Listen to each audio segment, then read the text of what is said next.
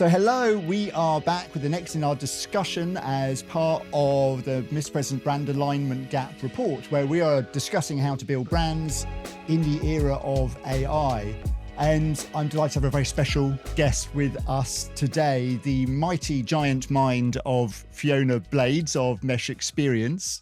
And we've got Fiona here today because everything we've been talking about here is how to build properly coherent brands which are expressed across the total experience of that brand and how that can have such a positive impact on business. But one of those fundamental questions that we've all got and had all along the way is, how do you properly quantify this and prove the case back to the business that this is something which is worthwhile doing and it is changing the way in which brands and businesses operate? And we have for many years talked about the power of Mesh Experience. I thought it'd be brilliant to get you in here and talk to you about this so that we can fully understand the theory and the magic which exists behind the platform. So welcome. Lovely to have you here. Well, thank you so much, Nick, for inviting me. I'm so excited as well to be seeing what you're doing with brand alignment and where that's going to go. And perhaps a great place to start is if you could talk to us about the origin moment of Mesh and the methodology which sits behind it. And I guess that moment when you first realized that this was a missing gap and chess piece in understanding how brands actually work. Well, I suppose like many business owners, I started because of a frustration. Mm-hmm. So I was working in an agency and I knew at the time, this is 20 years ago, everything was about how do you measure the TV ad? But I was working on Mercedes-Benz and I knew going into the dealership was important. Seeing a neighbour's car was important. Going online, seeing what Jeremy Clarkson said about a car. And nobody was measuring all of those things.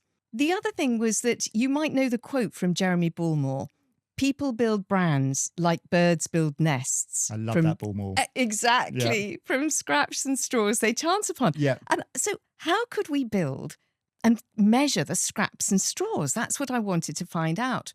And maybe because I hadn't been in the research industry, I thought, well, what about a mobile phone? You know, we can send a text message with a code: A Mercedes, B Jaguar, C Audi, A, it'll be kind of TV, B dealership, 1 very negative, 5 very positive.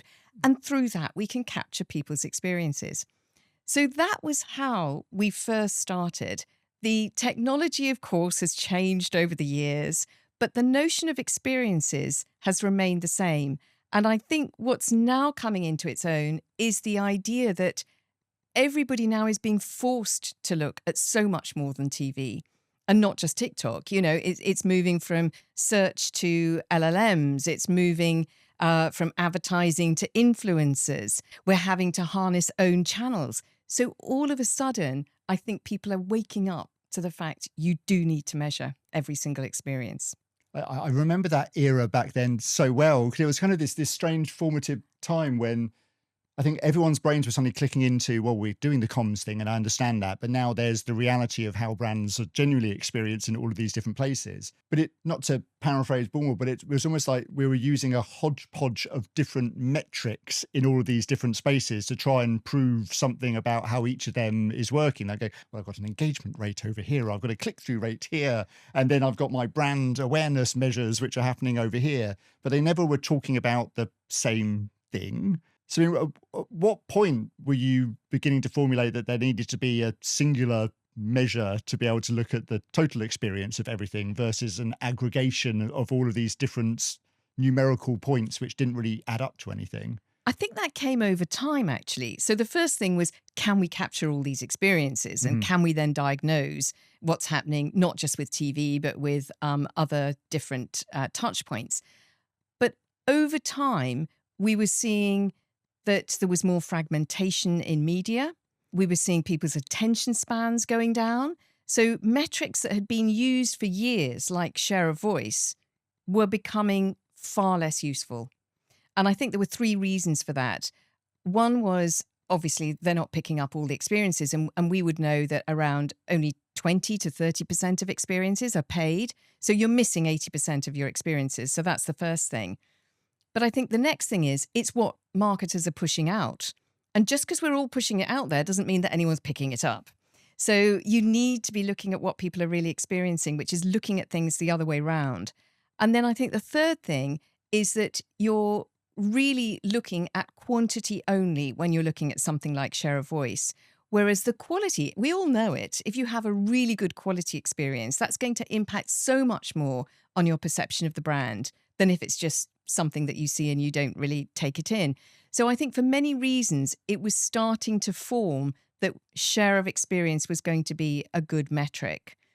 And then that was reinforced when I saw in Harvard Business Review, Keith Weed, who was the CMO of Unilever at the time, saying it wasn't going to be share of wallet or share of voice, but it was going to be share of experience that was going to be the metric for the future.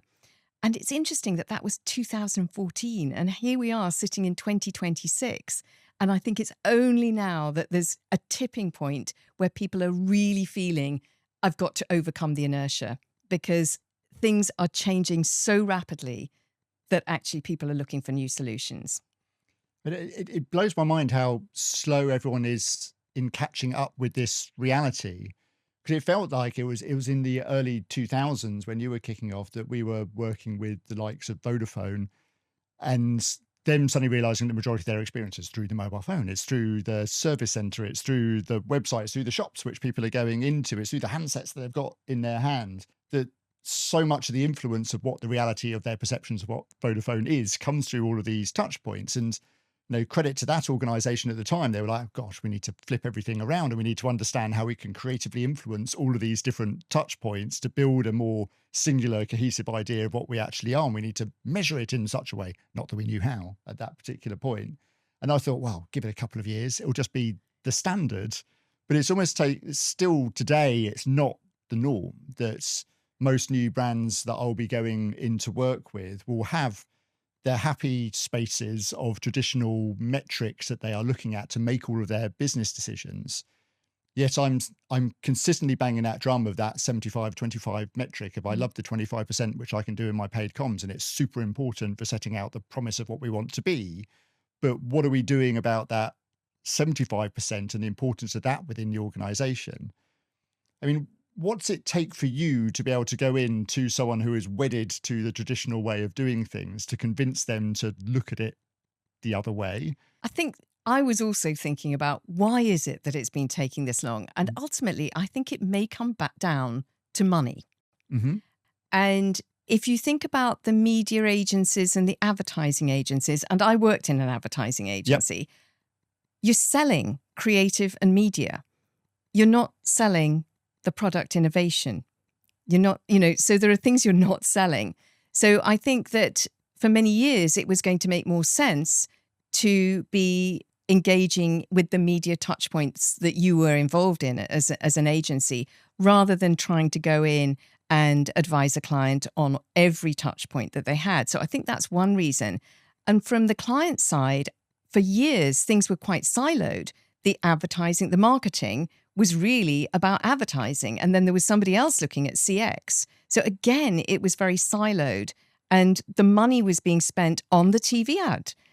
Whereas now, if you're spending it on influencers, if you're worried about LLMs and how, where you should be spending money, should you be switching that out of search and looking for other ways? Now you're spending money and you need to find out how that is working. So I think it comes back to really ultimately to the money and where the investment is going. I mean, that makes so much sense, because as someone who creates comms and myself, you've got to go and justify the investment which you're putting in and justify the big media expense to it. And that's a very valid thing which needs to continue. But then it sort of blindsides you to all of those levers that haven't been pulled across the organization, which could be having a greater impact in many different ways on the ultimate efficacy of what the brand could be. And because that's left to one side or it's measured in a different way, it isn't considered as part of the whole. Whereas our lovely consumer on the other side is going, well, I just see the brand. I'm building it as a nest in my mind, and how that all plays out. I mean, how does it actually work in practice? Well, in terms of how we capture share of experience. So as I said, we started with SMS. So we literally would send people an SMS and say, please tell us whenever you see, hear, or experience anything to do with a luxury car. And they go, oh, BD4, and that means I've just seen a Mercedes-Benz poster and I found it was very positive. Yeah. So that's how we started. And if you think about it, it was the days before Twitter. There were no apps. So it was very early on. But it did work. We were getting those experiences. And then they went into a mobile diary and we got people to give us photos and comments. So then we could find out, well, why was that poster so persuasive and engaging? The text moved on. So we moved into mobile diaries. We've now moved on to something we're calling, it's more streamlined, RET 48. And actually, RET comes from real-time experience tracking. Back in 2012, Harvard Business Review did a whole article on what we were doing, and they called it real-time experience tracking. So I thought, well, if that's what HBR does, take that one. I'm going to use that. So everything changed. Right, this is what we're doing. We're doing real-time experience tracking. So we've adapted what we're doing. We're picking up very, very different touch points to what we were picking up 20 years ago. Mm-hmm. So if you just take something like retail banking. Even back in 2018, you'd be having around 60% of retail banking touchpoints would be advertising. They'd be paid media. Now it's about 60% are owned media. And that's all the apps that people are interacting with. You didn't used to go into your branch every day, but you might go onto your app every day. So a very, very different picture than when we first started. And so when you're presenting this back to the client and the findings which you've got, I mean, what are the sort of the oh my goodness, I didn't realize that moments, or I didn't realize that this was so important or that was so influential? I mean, how does that actually play out in opening the eyes of the people within the organization as to the reality of the experience of the brand? I think I'll start with a stat, actually, and this is thanks to Howard Brooks at Molson Coors, and he did this piece of analysis, but we have done similar pieces in other categories. He had a look at the relationship between share of experience and market share. And there was a 0.85 correlation, a really, really strong relationship. Then he had a look at share of voice and market share, 0.13. Now, that is virtually no relationship. So if you're still using share of voice as a justification as to how much media you need, you're really fiddling around with virtually nothing. It's noise. You need to look at the on-premise. You need to look at the off-premise. And actually, some of the areas that have really opened people's eyes are things like the retail area. Often that is the biggest touch point, certainly for packaged goods brands, much bigger than advertising or TV. So that suddenly comes up in the priority order. Or I remember another client, because we're picking up every experience and we were looking at how positive each of them were. Of course, the most positive experience is drinking the brand. So, suddenly seeing that and I was always just focused on my TV advertising, and I've forgotten that actually that drinking the brand, drinking the product, or seeing somebody else drinking it. Oh, look what they've got. Those are really important experiences. So just putting all the experiences into one view suddenly changes people's perceptions. But I guess that's quite an eye-opening moment to go, what are the creative experiential opportunities that can be layered into each of these things to either enhance that moment or to tell the story that you ultimately want to convey in that moment as well? All of the Coors advertising trying to be the coldest lager, but suddenly be able to build the packaging so that there was that coldness cue on the packaging itself, so the mountains disappeared or something when it reached the correct temperature. And it's just like, that's such a brilliant storytelling cue and an experiential cue, which helps you to build a greater narrative around what that brand is, and coldness being its selling point. But I guess it opens your perspective to, this is the thing that should be something we could exploit alongside the ad, which is selling the story of that. Absolutely. And of course, then when you see the experiences coming back and people saying, oh, I saw the can and then it was turning cold, and they're saying what a positive experience that is, it reinforces the innovation and why you've spent money on that. A bit like glassware. Glasses are expensive. But sure enough, people, and look at the glass, and here's the photo of the glass, and I was really enjoying Madry and all that kind of thing. So you can then at least see why these experiences are powerful, and it can help to justify why you should be investing in them. because it's very hard, I think, to go back and say, oh, well, I need to put a lot of money into some glasses and some beer mats. Well, yeah, what's the return on investment? Well, we can see the percentage of people that are reporting those experiences. We can see how positive those experiences are. So then it means that a brand can go back and say, look, this is how positive this touch point is. And look at how we're doing. We're even more positive with our beer mats than everybody else. And this is why. So it gives you ammunition to be able to help build a coherent brand. There's always something which I've had in my mind, that there's obviously all of these opportunities to have experiences. And there's one lens to go through again, where there's an opportunity at this moment to have a more positive experience. Is there a way to quantify and understand the cohesion of those experiences? Because it's all well and good going, I love that glass. But if it was also, I love that glass because it's reflective of the brand story that I'm seeing elsewhere, whether people pick up on this in the research where it's a consistent experience they're getting in lots of different places, as well as a positive experience, and whether that has an impact on the total efficacy of the total brand experience.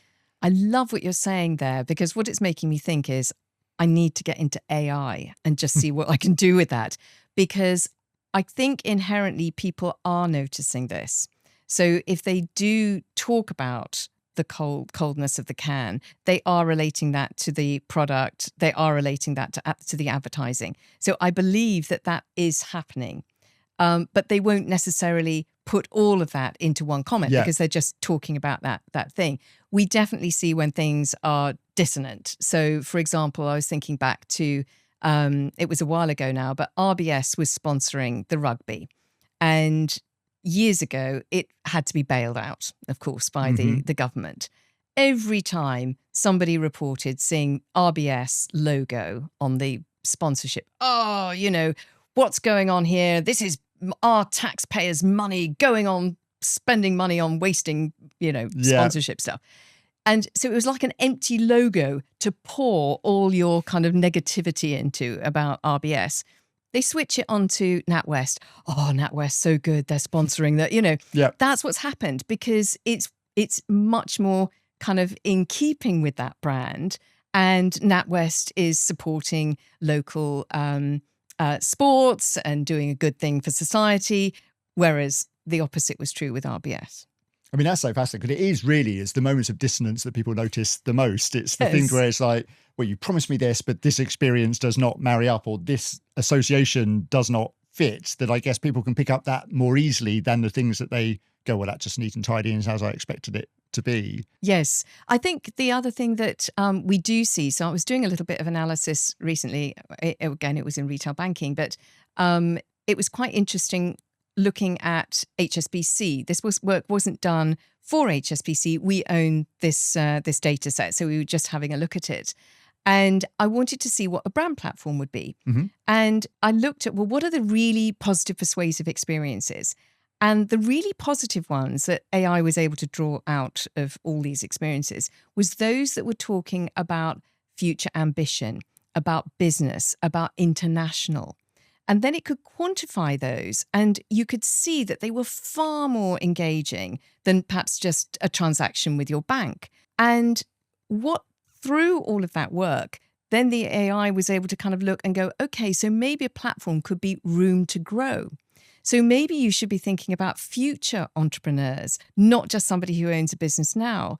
Maybe you should be thinking about people who are going to be enjoying living abroad.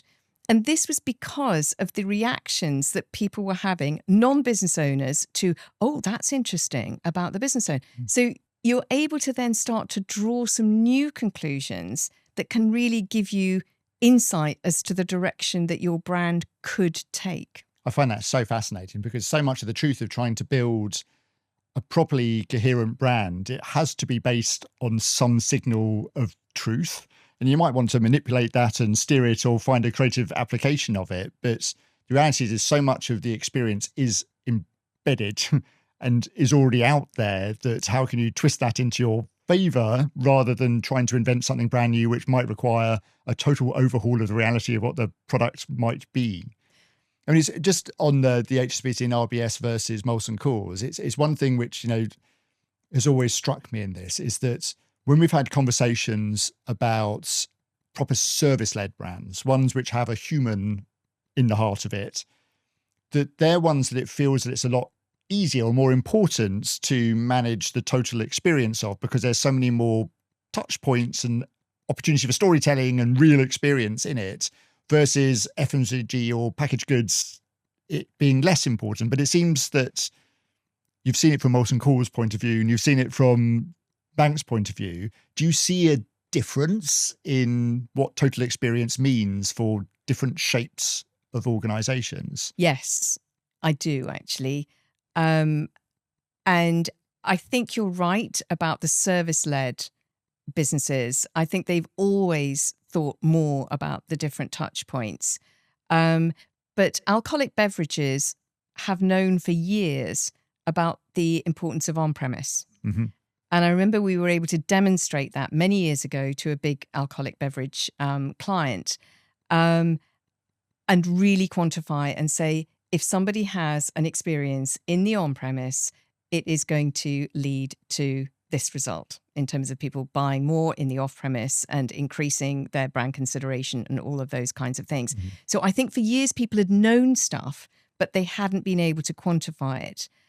Or we had another client where they believe it was Gatorade actually in Mexico, and they believed that investing in experiential touch points, things like gyms and fitness centers and parks, was going to be really important to repositioning their brand. Mm-hmm. They were moving from sports drink to more sports nutrition, but they'd no way of actually saying, well, isn't this where we should be investing?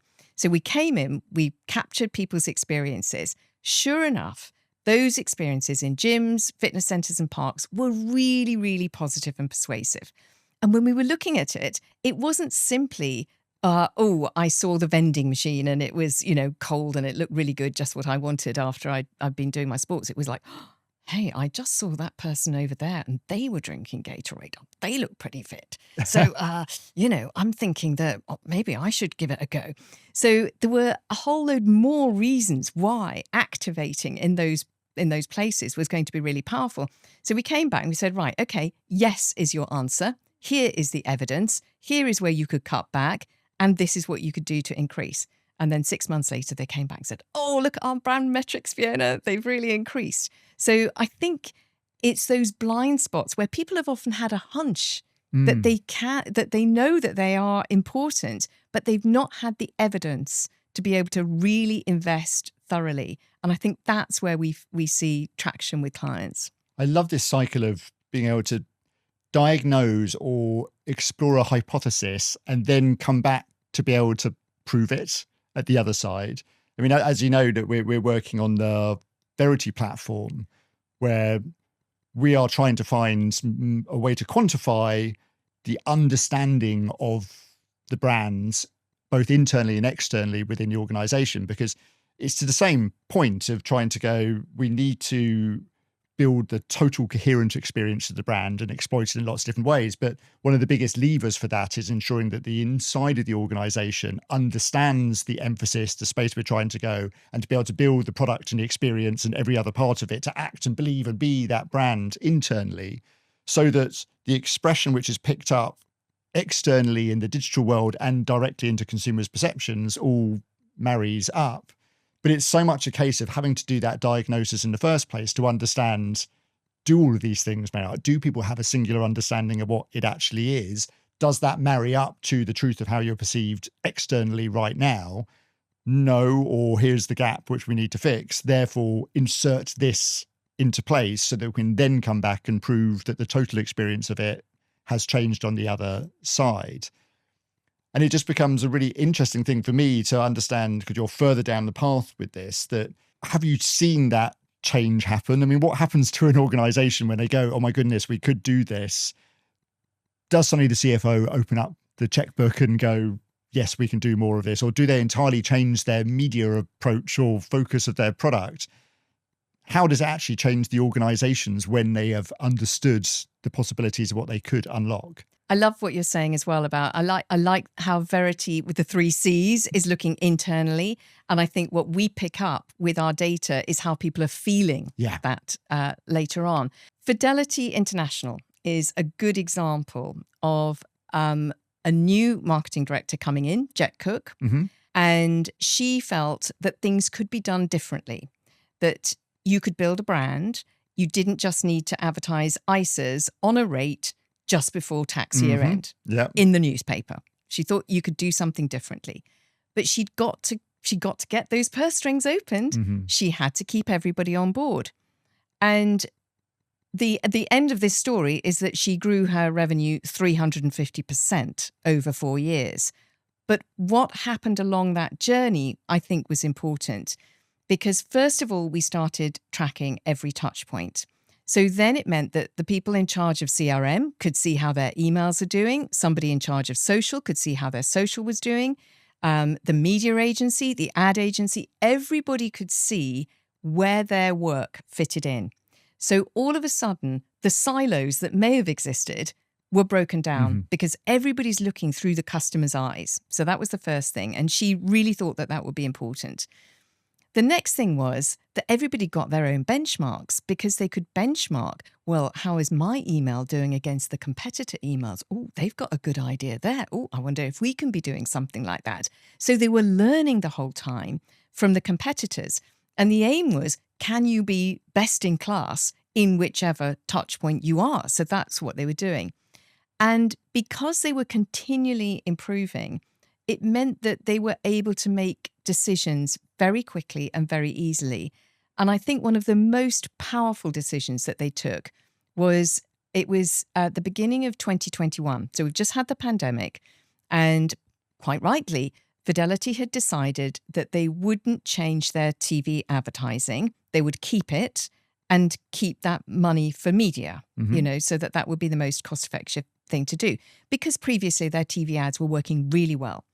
We went into market, guess what? Competitors had come out with new ads. So it wasn't best in class anymore. What Jet was able to do was to go to the CFO and say, right, I know, we were going to have the new ad coming out next year. I need the money now. They brought the money from the following year back into that existing year so they could immediately get new creative. So that wouldn't have happened if that CFO hadn't really trusted that that data was correct, that the direction that the team were going in was correct. So it basically left the team free to make the creative decisions, the media decisions, all the decisions that they needed to make because the C-suite were happy with the data that was coming in. So, I mean, I love that. I mean, it all comes back to trying to find a more singular version of the truth, which backs up a bigger strategic hypothesis that everyone's working towards. Because the amount of time which you can get trapped into small tactical tweaks of efficacy here, there, and everywhere, and going, well, maybe if I pull that lever, I can improve that by 0.1%, versus seeing the bigger picture, which the business and the CFO most certainly are, of understanding the bigger role that can be played or the bigger opportunity which is being missed, unless we can do this because of what's being told by us. And I find that very satisfying. I mean, one of the big aspects that we're obviously all dealing with right now is how LLMs are changing how we experience brands. And I'm just intrigued to know what that means for your methodology and how you are measuring what people perceive of as brands, because obviously there's this beautiful disintermediated layer where half of those experiential touch points are being swooshed into whatever I'm being told online, and whether that's having a change or an impact in what people should be doing or what we should be measuring. I think first of all, it means measuring is even more important than it has been before. And interestingly, we were doing a project recently for a client. They wanted to know how many people are actually interacting with LLMs in their product category, and what is the share of experience.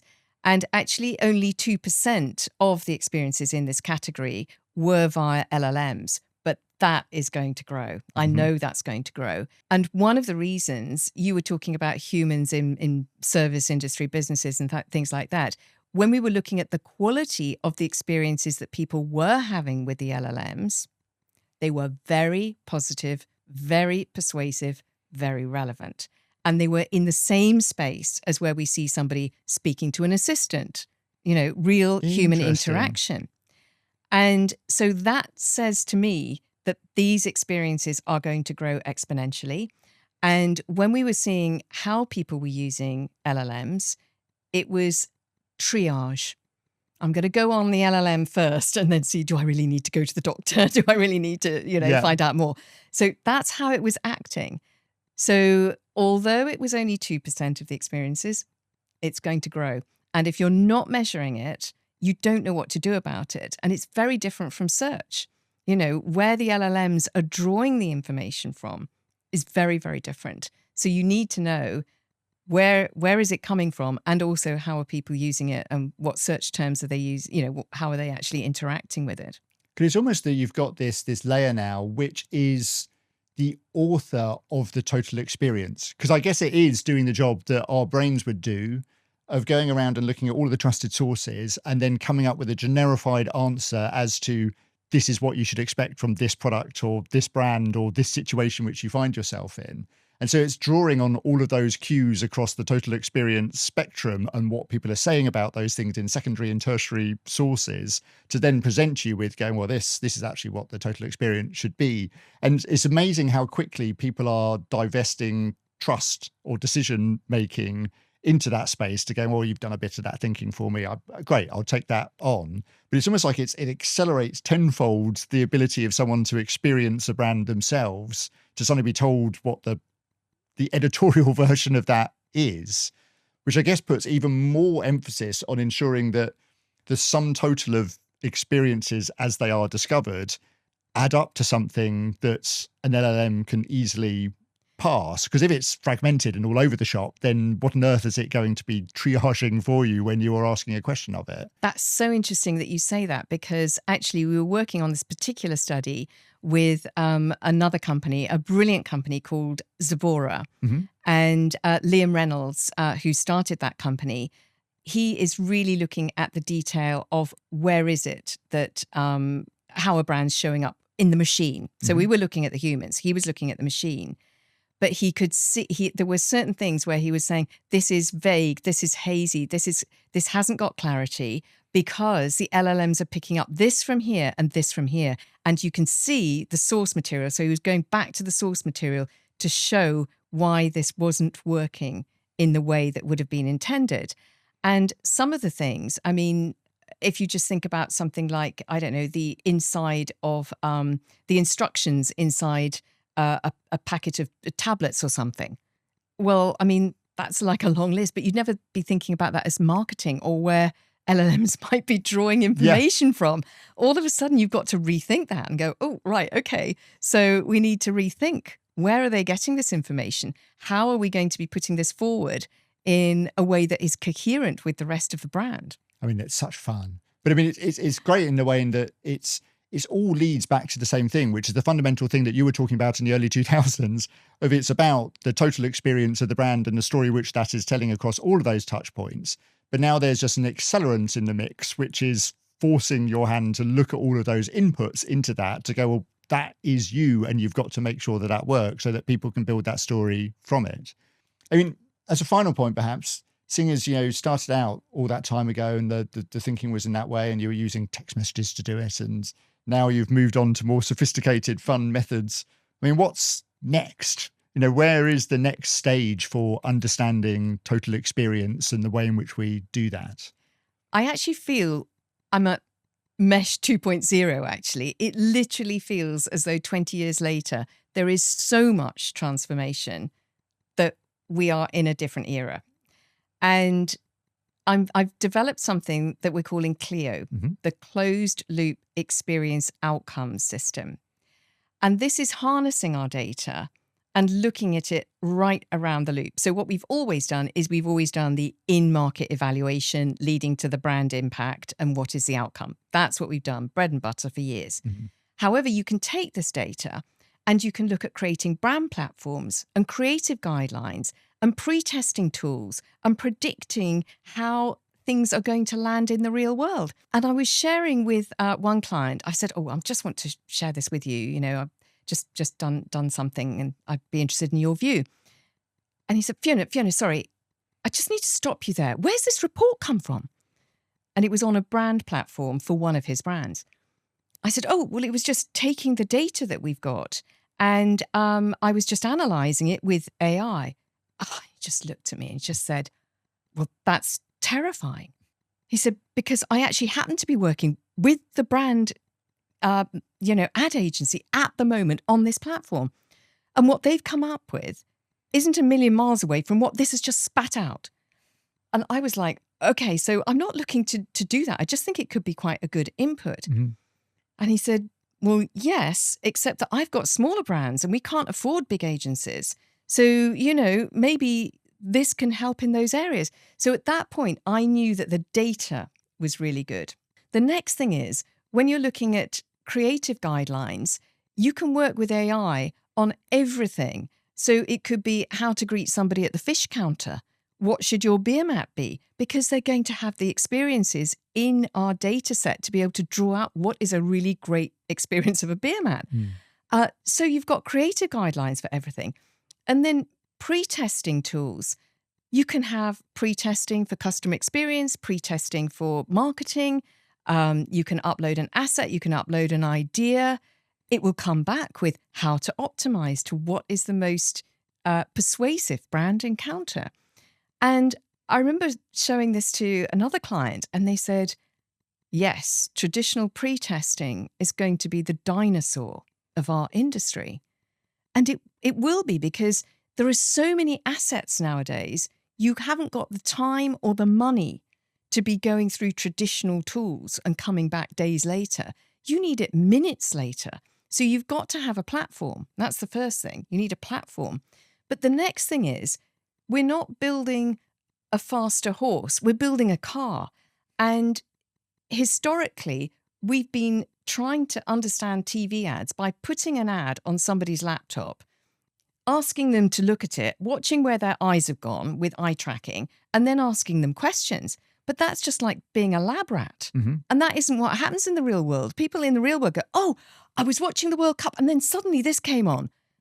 They always talk about their context first. They talk about that and then they tell you what brand they've seen. So you need to understand how they're experiencing this in the real world. So I see that as being quite transformative. We haven't ever been in that area, but I think that will really help. And then, of course, you will not need as much human data. I think you always need some, because things always change, like with Fidelity, the competitors do something. But we will have more model data. So that will be more predictive. So we'll be able to predict how this set of experiences, your 3,022 experiences are going to be landing, if you know the asset mix as well, in the real world. So you'll predict it, you'll get the outcome, you'll see how it's worked, and then it will improve that whole loop. So I'm really excited about that, because I feel that it's taking things to a different level, and it wouldn't be possible if it wasn't for AI and it wasn't for brand encounter data, which I think is different from what we've captured in other ways. I mean, I love that so much, because it can be terrifying, this space, but it's also a great opportunity. I mean, the thing which I've become so obsessed about in the same idea is that when you've got something like brand guidelines, it's a very flat, superficial thing, which is like, this is what the brand is, and it kind of sticks and it's one thing, and it's very useful for a designer or a copywriter in an agency to be able to work from. Great, that's got a place. But the reality is when you're trying to create a proper brand operating system, which is meant to design the total experience of it, it should be able to inform what the packaging is, or where you should turn up, or the context that you should be in, or the way in which you behave. And that's the joy of having all of this sort of data to plug into it, that once you've got the guidelines of this is actually our behavioral idea, which makes sense of what we are as an organization and why we're distinctive and why we're differentiated, but plugged in with the realities of where that is experienced and how people feel about it and how they respond to it, that all just becomes really good closed loop fodder for a platform to be able to start to interpret that, so that if I'm within an organization and I just happen to be the person who is part of the supply chain, or I'm trying to procure a particular product, that I can still be told the referential points of how I do this in a particularly distinctive way, or how I produce an output which is representative of what the company and the brand is meant to be. And then it suddenly becomes a very powerful machine for inside organizations to utilize all of that data to help guide the path of what everyone does as a result of it. But that requires us to be gathering all of those data points and all those experiential points. So you've got everything to properly guide what the outcomes should be. Absolutely. And I was speaking to a client yesterday, actually, and sharing some information on their brand. And they said, that's fascinating because that's kind of reflective of where we were a couple of years ago. But actually, what was happening was that the participants that were reporting the experiences, they are reporting their lived experience of the brand. Mm-hmm. And I suppose if you think about it, what you might have been pushing a couple of years ago is now part of the lived experience that that members of staff and everybody else are delivering into, so that people are really picking up on. So you do need to remember that, of course, your brand isn't just about the advertising that's going out now. It's how people are experiencing it in their everyday lives, through many, many different touch points. That is fascinating. Thank you, Fiona. I hope you have lots of success and we get to work together lots on this. But brilliant. Thank you for coming in today. Thank you so much, Nick. It's been a pleasure to speak to you.